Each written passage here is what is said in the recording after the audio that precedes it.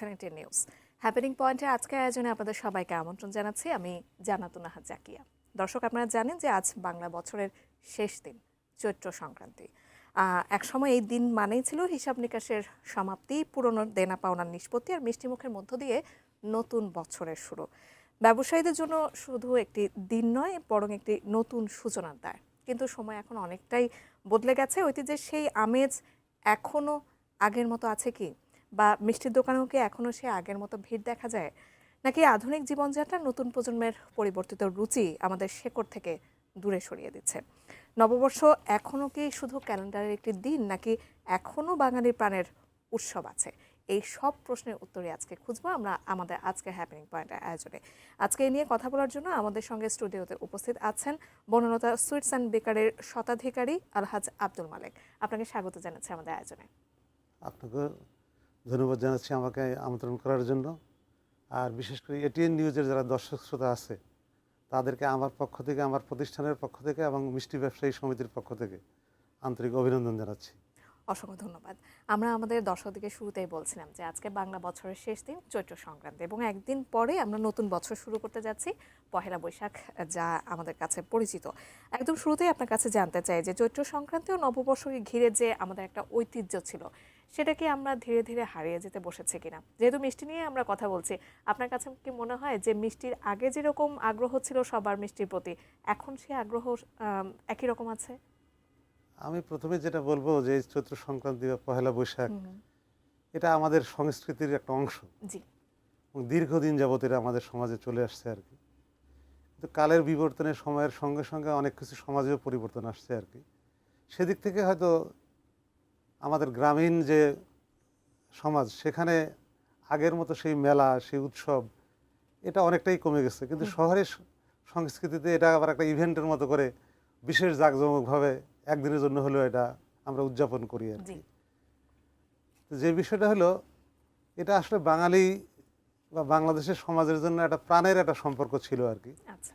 আসলে এই সম্পর্কটা কমে কেন গেল বা কী করলে এটা আগের মতো আসবে বা আরও এটার ব্যাপ্তি বাড়বে, সেটা একটা আলোচনার বিষয় আর কি। আচ্ছা।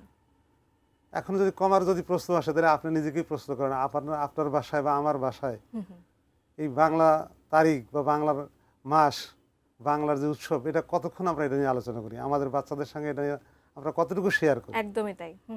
আর এটা বাচ্চাদের দোষ না, আমাদের স্কুলের ক্যালেন্ডার, আমাদের ইউনিভার্সিটির ক্যালেন্ডার, আমাদের অফিসের ক্যালেন্ডার, আমাদের আন্তর্জাতিক ক্যালেন্ডার, সব জায়গায় আমরা বাংলা নেই, আমরা ইংলিশের উপর ডিপেন্ডেন্ট।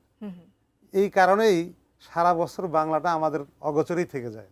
একদম। আমরা বছর শেষে সেই চৈত্র সংক্রান্তি অথবা পহেলা বৈশাখ, বছরের শুরুর দিনটা আমরা তখন বাংলাকে একটু নতুনভাবে মনে করার চেষ্টা করি। একদমই তাই। আপনার কাছে তাহলে মনে হচ্ছে যে নতুন প্রজন্মের কাছে বাংলা স্বর নিয়ে এখন তেমন একটা আগ্রহ নেই এবং তারা পরিচিতও নয়। জি, আমি ওটাই বলতে চাচ্ছি আর কি। তাদের এর পেছনে কি আসলে অভিভাবকদের দোষ দেবেন কেন? আপনি কি মনে হয় আপনার?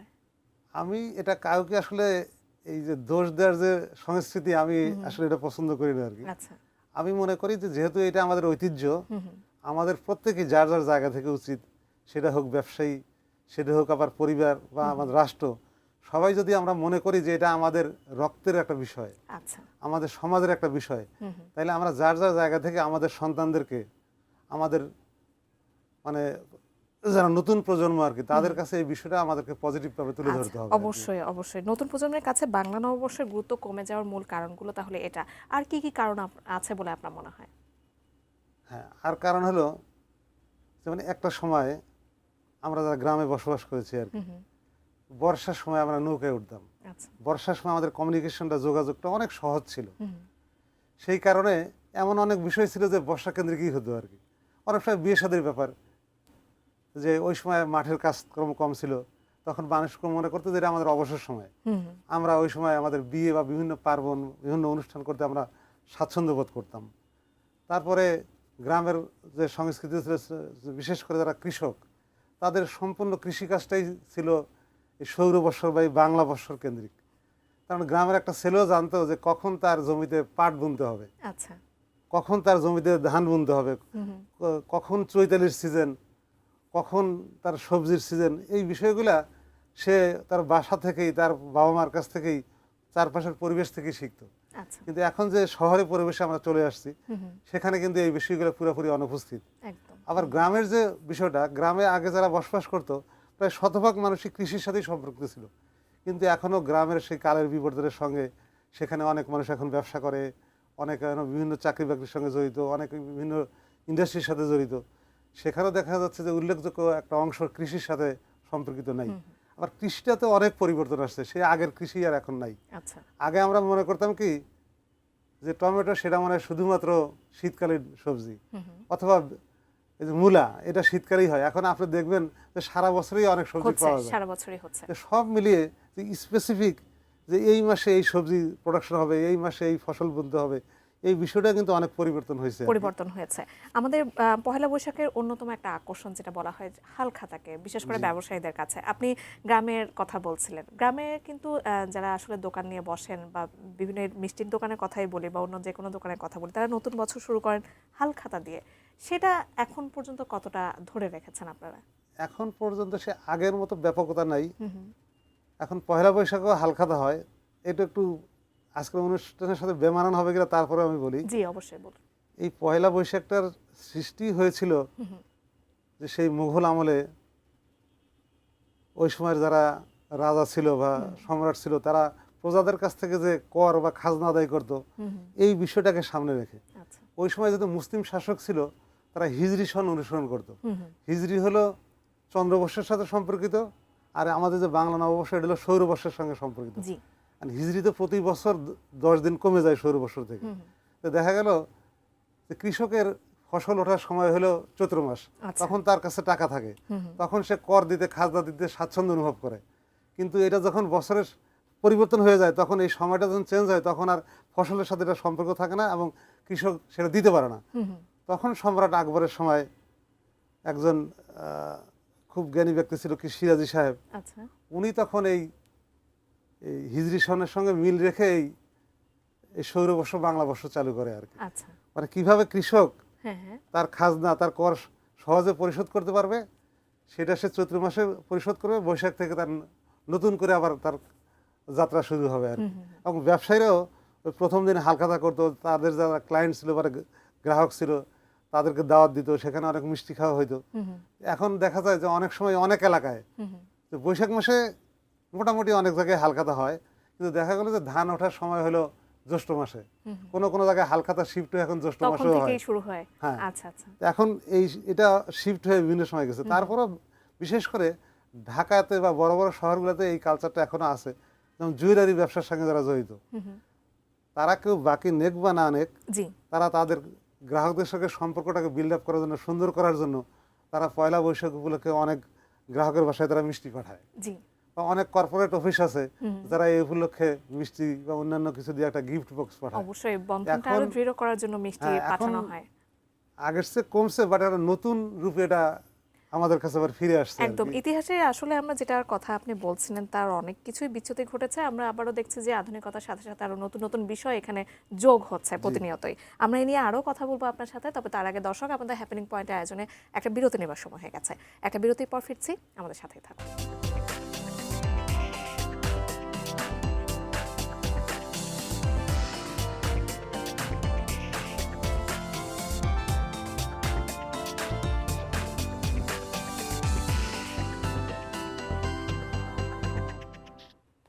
বিরতির পর আরও একবার আমন্ত্রণ জানাচ্ছি আমাদের আজকে হ্যাপেনিং পয়েন্টের আয়োজনে, এবং আজকে আমরা কথা বলছিলাম মিষ্টির সাথে নববর্ষ হালখাতা নিয়ে।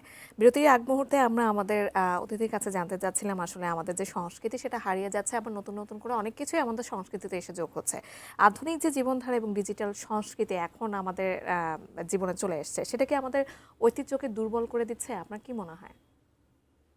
হ্যাঁ, কোনো কোনো ক্ষেত্রে হয়তো দুর্বল হচ্ছে, আবার কোনো কোনো জায়গায় সবল হচ্ছে। হুম হুম, যেমন আমরা এখন ছোট আকারে হলে আমরা একটা কর্পোরেট কালচারের দিকে আমরা যাচ্ছি। আমাদের ব্যবসায়িকভাবে আমরা 50 বছর আগের চেয়ে অনেকটাই এখন এগিয়ে আছি আর এগিয়ে কি। আছে। যদিও সেই পয়লা বৈশাখের সেই হালখাতা গ্রামের আগের মতো হচ্ছে না, বাট শহরে কিন্তু এটা একটা নতুন রূপে আবির্ভূত হয়েছে। আচ্ছা। যেমন আমাদের এখন অনেক বড় বড় স্বর্ণ ব্যবসায়ী আছে যারা জুয়েলারির ব্যবসা করে। তারা দেখা যায় যে কোনো গ্রাহকের কাছে যদি পাওনা নাও থাকে, তারা তাদের সেই গ্রাহকের বাসায় তারা মিষ্টি পাঠায়। হুম হুম, আবার অনেক সময় যে অন্যান্য সেক্টরে যারা বড় বড় ব্যবসায়ী আছে, তাদের বিভিন্ন পরিচিতিজন বা তাদের গ্রাহকদের সাথে একটা সম্পর্ক তৈরি করার জন্য তারা পয়লা বৈশাখে মিষ্টি সহ অন্যান্য গিফটও পাঠায়। তো এটা কিন্তু একটা নতুন একটা মানে কালচারের বা সংস্কৃতির একটা নতুন একটা ধারা সৃষ্টি হচ্ছে আর কি। আসলে কালচার তো পরিবর্তনশীল একটা বিষয়, আমরা যত এই পরিবর্তনটাকে পজিটিভলি মানায় নিতে পারবো তত আমাদের জন্য সুন্দর হবে। আমি মনে করি যে আমাদের সেই ঐতিহ্য, আমাদের সেই কালচার হারিয়ে যাবে না, বাট এটাকে কিভাবে আমরা ধরে রাখবো এই ব্যাপারে আমাদের রাষ্ট্র, সরকার, আমরা ব্যবসায়ী বা সমাজের সমস্ত সহযোগিতা যদি থাকে, আমরা এটাকে নতুন রূপে আমাদের সেই প্রাণের যে স্পন্দন সেটাকে আমরা বাঁচিয়ে রাখতে পারবো ইনশাল্লাহ। ঐতিহ্যবাহী উৎসবকে আধুনিকভাবে উপস্থাপন করলে কি সবার মধ্যে আগ্রহ বাড়বে কিনা, আপনি সেটাই বলছেন? অবশ্যই বাড়বে। এখন মানে মিষ্টি যে একটা শিল্প, এটাও দেখবেন যে এখন প্যাকেজিং অনেক আগের চেয়ে সুন্দর হয়েছে।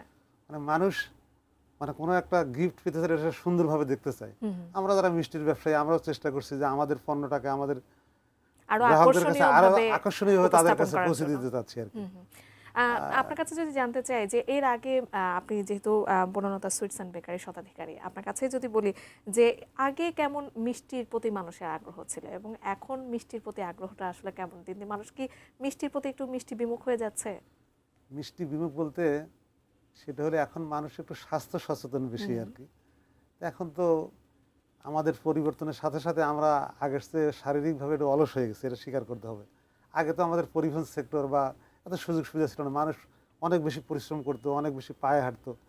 তখন হয়তো কি আমরা যে খাবারটাই খেতাম এটা হজম হয়ে যেত আর কি, ক্যালোরি আর শরীরে জমা থাকতো না। এখন বেশিরভাগ লোক আমরা গাড়িতে উঠি, গাড়ি থেকে উঠে আবার এসিদের রুমে ঢুকি, আমাদের পরিশ্রমের যে বিষয়টা এটা অনেক কমে গেছে আর কি। পরিশ্রম না কমলে শুধু মিষ্টি না, আপনি যে খাবারই খাবেন এটা আপনার সমস্যা তৈরি হবে আর কি। এই সম্পর্কে তো মিষ্টি সম্পর্কে একটা নেগেটিভ প্রচারণা তো আছেই।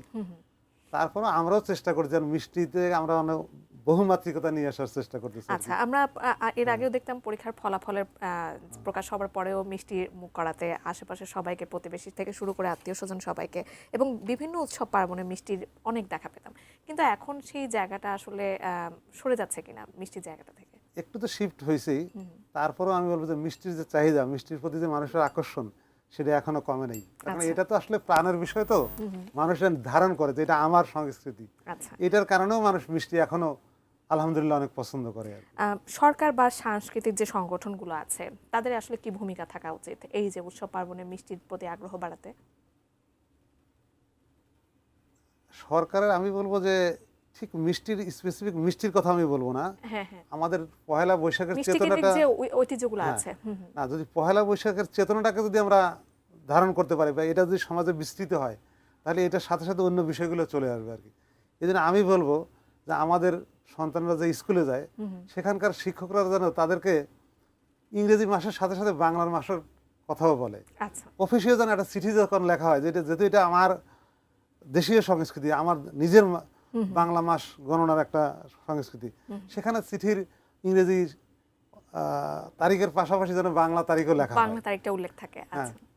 এইরকম বিষয়গুলো যদি সরকারি অফিসে বা যেখানে একাডেমিক ক্যালেন্ডার আছে সেখানে যদি ইংরেজির পাশাপাশি বাংলাটাকেও লেখা হয় তাহলে আমার সন্তানের চোখে পড়লো যে আজকে তো পয়লা বৈশাখ, আজকে 14ই এপ্রিল, দুইটা একসাথে সে দেখলো, তাহলে সে নিজের সংস্কৃতি সম্পর্কে জানলো। আমরা আমাদের বাচ্চাদেরকে কখনো কখনো গ্রামে নিয়ে যাব, এই যে শীতের সময় কি ফসল হয়, শীতের সময় আমাদের গ্রাম কেমন থাকে, বৈশাখ মাসে আমাদের আমগুলো যে গাছে কিভাবে আম ধরে সেই জিনিসগুলো আমরা দেখাতে পারি। আমাদের গ্রামীণ পরিবেশের সাথে আসলে এখন যে নতুন প্রজন্ম তাদেরকে পরিচিত করার জন্য আমরা যদি বলি, আপনি সরকার থেকে কথা বলছিলেন এবং আমাদের নিজেদের থেকেও কথা বলছিলেন, আপনার ব্যবসায়ী যারা আছেন তারা যে পণ্যগুলো আসলে আপনাদের গ্রাহকদের সামনে উপস্থাপন করে থাকেন তাদের মধ্যে কি আপনি কোনো নতুনত্ব আনতে পারেন কিনা, এই ব্যাপারে কি বলবেন? আমি আমার প্রতিষ্ঠান বনলতা সুইটস এন্ড বেকারি থেকে এটা শুরু করেছি আর গত 2 বছর হলো। আমি প্রত্যেক গ্রাহক মিষ্টি কিনতে আসলেই পয়লা বৈশাখে সেই আগেকার দিনের যে পাখি, তারপরে আপনার এক ধরনের গাড়ি টানলে ওই যে ঢোলের মতো এটা শব্দ হবে, এরকম বিভিন্ন খেলনা আমি সংগ্রহ করি আর কি। সংগ্রহ করে আমি চেষ্টা করি প্রত্যেক গ্রাহককেই একটা প্রোভাইড উপহার দেওয়ার জন্য চেষ্টা করি। সেটা নিশ্চয়ই তার বাচ্চাদের কাছে যায়, অনেকে বাচ্চার সাথে নিয়ে আসে, তারা খুব এটাকে এনজয় করে আর কি। তো আমরা আসলে আমাদের ব্যবসায়ীদের পক্ষ থেকেও আমরা এই বিষয়গুলোকে প্রাধান্য দেওয়ার চেষ্টা করছি আর কি আমরা। এবং আমি বলবো যে আমি নিজেও করবো এবং সব ব্যবসায়ীরা আমাদের এই সংস্কৃতিকে বাঁচিয়ে রাখার যে দায়িত্ব এটা আমাদের, এবং আমরা প্রজন্ম থেকে প্রজন্মকে এটাকে আমরা চেষ্টা করবো এটাকে বাঁচিয়ে রাখার জন্য। আপনার কথা শুনতে আসলে ভালো লাগছে। আপনারা এখন বনলতা সুইটস থেকে যে উদ্যোগগুলো আসলে নিচ্ছেন বাংলা সংস্কৃতিকে পরিচিত করার জন্য নতুন প্রজন্মের মাঝে, খুবই ভালো, খুবই আশাব্যঞ্জক। আমরা যদি বলি একসময় নববর্ষ মানে মিষ্টির দোকানে ব্যাপক বিক্রি হতো, এখনকার চিত্রটা আসলে কেমন? এখন মিষ্টির দোকানে কেনাবেচাটা কেমন চলছে সামগ্রিকভাবে? হ্যাঁ, আমি বলবো যে হয়তো আগের মতো না, বাট একেবারে খারাপও না আর কি। আচ্ছা আচ্ছা। একটা বিষয় বলি, আমি সবসময় পজিটিভ কথা বলতে পছন্দ করি আর কি। আসলে সমালোচনা করে বেশি দূরে এগোনো যায় না আর কি। একদমই তাই। এই দেশ আমাদের, আমরা সবাই মিলে এই দেশকে এগিয়ে নিব। গত 50 বছরে অনেক নেগেটিভ কিছুর সঙ্গে সঙ্গে আমাদের অর্থনৈতিক ভিত্তি আগের চেয়ে ভালো। একটা সময় মানুষ 3 বেলা খাবার খেতে পারতো না, এখন মানুষ তার পাশাপাশি অনেকে মিষ্টিও কিনতে পারে, অনেকে বাইরে যায় বাচ্চাদেরকে নিয়ে চাইনিজ খেতে পারে বা একটা রেস্টুরেন্টে ভালো খাবার খেতে পারে। এটা আমাদের জন্য একটা পজিটিভ দিক। সেই ক্ষেত্রে আমাদের এখন মিষ্টি কেনার সামর্থ্য বাড়ছে, অন্যান্য খাবার কেনার সামর্থ্য বাড়ছে। তো কোনো কোনো দিক থেকে একটু কমে গেলেও এই সামর্থ্যের কারণে আলহামদুলিল্লাহ খারাপ বলবো না। আমরাও চাচ্ছি যে আমাদের দেশীয় মিষ্টির পাশাপাশি অ্যারাবিয়ান সুইটস, টার্কিশ সুইটস বা যেসব মিষ্টিতে মানুষ নেগেটিভ ইস্যুটা কম থাকে, যেমন আমরা এখন মিষ্টির সঙ্গে খেজুর ব্যবহার করার চেষ্টা করতেছি। এরকম বিভিন্নভাবে আমরা এটাকে নতুনত্ব এবং হেলদি প্রোডাক্ট আমরা নিয়ে আসার চেষ্টা করতেছি। যেমন আমার দোকানের কথাই বলবো আর কি, আমার শোরুমে একাধিক রকমের দই তৈরি করি আমরা। কোনোটা টক দই, কোনোটা টক মিষ্টি দই, কোনোটা মিষ্টি দই। আমরা চাচ্ছি যে প্রত্যেকটা গ্রাহককে যেন টাচ করতে পারি, ওটা প্রত্যেকটা গ্রাহকের পছন্দকে আমরা গুরুত্ব দিতে চাই। আমি বলবো আমাদের মিষ্টি ব্যবসায়ী সমিতির মধ্যে এখন অনেকেই আসছে আর কি, যারা এই ব্যবসায়, তারা এই ব্যবসার মধ্যে নতুনত্ব নিয়ে আসছে, তারা গ্রাহকদের চাহিদা বুঝতেছে, তারা মানুষের ডিমান্ড বুঝতেছে আর কি। সব মনে করে আমরা আমাদের নতুন প্রজন্ম কি চায় সেদিকেও আমরা খেয়াল করতেছি। আমি আশা করি ভবিষ্যতে আমরা যে যদিও কোনো কোনো ক্ষেত্রে কমে গেছে, এটা আমরা ইনশাল্লাহ ওভারকাম করবো ইনশাল্লাহ। অবশ্যই আপনারা যে উদ্যোগগুলো নিচ্ছেন আসলে তা প্রশংসনীয়। আপনার কি মনে হয় যে মিষ্টিমুখ যে সংস্কৃতিটা আমাদের আছে সেটা কি এখন মাত্র শুধুমাত্র আনুষ্ঠানিকতায় সীমাবদ্ধ হয়ে আছে, নাকি অনুষ্ঠানের বাইরেও অনেকে এখনো পর্যন্ত মিষ্টির প্রতি আগ্রহ দেখাচ্ছেন সেভাবে? যথেষ্ট আগ্রহ আছে। যেমন আপনারা সবাই জানেন যে ছুটির দিনে অনেক মিষ্টি বিক্রি হয় বেশি। কেন? আমরা ওই দিন বেড়াতে যাই, আমরা আত্মীয়র বাসায় গেলে, বন্ধু বান্ধবের বাসায় গেলে মিষ্টি নিয়ে যাই। তার মানে কি সপ্তাহের বাকি 6 দিন আমরা মিষ্টি বিক্রি করি না? সেদিনও আমরা বিক্রি করি। অনেক বাসায় এরকম আছে যে তারা প্রতিদিনই তাদের বাসায় মিষ্টি থাকে। তারা অতিথি আপ্যায়নে হোক, তার বাচ্চাদের জন্য হোক বা নিজেদের জন্য হোক, কম হোক বেশি হোক, এটা একেবারে আমার ক্ষেত্রেও তাই। আপনার কথার সাথে সাথে আমি একটু যোগ করতে চাই, আমার ক্ষেত্রেও তাই। আমি খুবই মিষ্টি পছন্দ করি এবং আমার বাসাতেও আসলে প্রায় প্রতিদিনই মিষ্টি আছে থাকে। একেবারে শেষ পর্যায়ে এসে পড়েছে আমাদের আয়োজনে। আপনার কাছে যে একবারে শেষেই জানতে চাই যে সারা বছর যে মিষ্টির চাহিদা বাড়াতে ব্যবসায়ীরা আসলে কি ধরনের পরিবর্তন চান, সরকারি কোনো সহযোগিতা চান কিনা, এবং বর্তমান অর্থনৈতিক পরিস্থিতি কি মিষ্টি ব্যবসায় কোনো প্রভাব ফেলছে কিনা একটু যদি ছোট করে বলেন। আসলে যে কোনো ব্যবসায়ী ভালো করার জন্য সরকারের একটা সহযোগিতা অবশ্যই প্রয়োজন আছে। এখন তো সব ব্যবসার সঙ্গেই আপনার ভ্যাট, ট্যাক্স এইসব বিষয়গুলো আছে, তারপরে বিভিন্ন অবকাঠামোগত সুবিধা আছে। আমাদের ঢাকা শহরে যেভাবেই ডাটা দেয়, কিন্তু এখানে প্রায় 2-2.5 কোটি লোক বসবাস করে ঢাকা শহর তার চারপাশে আর কি। কিন্তু দেখেন প্রতিদিনের সেবাকে দেওয়ার জন্য যে ধরনের অবকাঠামো দরকার সেটা ঢাকা শহরে নাই। আমরা মিষ্টির ব্যবসায়ীরা আমাদের ভালো সুন্দর একটা প্রতিষ্ঠান করার জন্য, কারখানা করার জন্য ভালো জায়গা নেই, সরকার এইসবগুলো প্রোভাইড করতে পারে। আবার যে ভ্যাট ট্যাক্সের বিষয়গুলো আছে, এগুলো আসলে সার্বজনীন যদি হয়, সবাই যদি ভ্যাটের আওতায় আসে, ভ্যাটের হারটা একটু কম হলেও মানুষ ভ্যাট দিতেও সেই হবে, ক্রেতারাও সহজে দিতে পারবে। সরকারের কাছে আমার আহ্বান থাকবে, যদি সম্ভব হয় তাহলে আমাদের ভ্যাটের হারটা আশপাশের দেশের সঙ্গে মিলিয়ে যদি এটা 5% মধ্যে যদি সীমাবদ্ধ রাখে, তাহলে আমরা আরো বেশি ভ্যাট দিতে পারবো, আরো বেশি মানুষকে ভ্যাটের আওতায় নিয়ে আসতে পারবো। আমি সরকারের কাছে অনুরোধ করবো, শুধু মিষ্টির ব্যবসায়ী না, আমরা এই দেশের সমস্ত মানে ব্যবসার পরিবেশটা যেন ব্যবসা বান্ধব হয়, আমরা যাতে দেশের প্রত্যেকটা নাগরিক সরকারের উন্নয়নের সঙ্গে যেন আমরা জড়িত হতে পারি, সম্পৃক্ত হতে পারেন, আমরা সেইভাবে আমাদের ভ্যাট ট্যাক্সকে সাজানোর জন্য সরকারের সহযোগিতা করার জন্য আমরা বুঝতে পেরেছি। নিশ্চয়ই সরকারের যারা সংশ্লিষ্ট কর্তৃপক্ষ আছেন তারা নিশ্চয়ই এই ব্যাপারটাতে নজর দেবেন। আপনাকে অসংখ্য ধন্যবাদ আজকের আয়োজনে যুক্ত হওয়ার জন্য, আমাকে ডাকার জন্য, আমার দর্শকদের সাথে আমাকে পরিচয় করে দেওয়ার জন্য, কথা বলার জন্য এটিএন নিউজ এবং আপনাকে ধন্যবাদ। এবং আমি আমার দর্শকদের প্রতি, দেশবাসীর কাছে আহ্বান জানাবো যে আপনারা দেশীয় কালচার এবং দেশীয় পণ্যকে আপনারা গুরুত্ব দিয়ে দেখবেন এবং আমাদেরকে এই ব্যবসাকে আপনারা সহযোগিতা করবেন। আমরাও আপনাদের পাশে থাকবো, এই প্রত্যাশা ব্যক্ত করে আমি আজকের কথা এখানে শেষ করছি। ধন্যবাদ আপনাকে। দর্শক, আমরা আজকে কথা বলছিলাম মিষ্টির স্বাদে নববর্ষ নিয়ে এবং সেই সাথে হালখাতা নিয়েও কথা বলছিলেন আমাদের আজকে অতিথি বরুণতা সুইটস অ্যান্ড বেকারি স্বত্বাধিকারী আলহাজ আব্দুল মালেক। আজকে এই পর্যন্ত হ্যাপেনিং পয়েন্ট। আমরা নিশ্চয়ই আশা করব নববর্ষ শুধু একটি নতুন ক্যালেন্ডার নয়, আমাদের একটি শেকড়, সংস্কৃতি আর সম্পর্কের পুনর্জাগরণ, এবং সেই সাথে মিষ্টির স্বাদ যেমন মুখে লেগে থাকে তেমনি ঐতিহ্যের স্বাদও যেন প্রজন্ম থেকে প্রজন্মে বেঁচে থাকে, এই প্রত্যাশা নিয়ে আজকের হ্যাপেনিং পয়েন্ট এখানে শেষ করছি। অসংখ্য ধন্যবাদ।